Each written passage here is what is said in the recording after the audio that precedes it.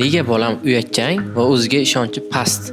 Bolalar aslida hammasi bir xil, lekin ota-onalar katta qilishda xatolar qilishadi. Keling, men kiyim misolida tushuntirib beraman. Birinchisi, ko'p uchraydigan holat bola yoqtirmagan kiyimni majburlab kiydirish. Bu chiroyli-ku kiy deganimizda bola ichida qarshilik paydo bo'ladi. Unga yoqmagan kiyimni majburlash bolaning o'z fikrini aytishiga to'sqinlik qiladi, ishonchini pasaytiradi.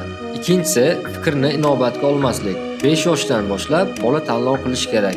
Rang, shakl, detallar bu jarayon mustaqil qaror qabul qilishni o'rgatadi. O'ziga bo'lgan ishonchni mustahkamlaydi. Uchinchisi, ota-onaga chiroyli ko'rindimi shuni olish. Hech kim didsiz emas. Aslida har bir odam o'ziga xos bo'ladi. Bir kishiga yoqqan kiyim boshqa odamga yoqmasligi tabiiy.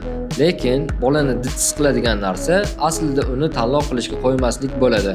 Siz bu videodan keyin bolangizga kiyim tanlashda so'rashni odat qilasizmi? Kommentda yozing. Agar video foydali bo'lsa, like bosib obuna bo'ling.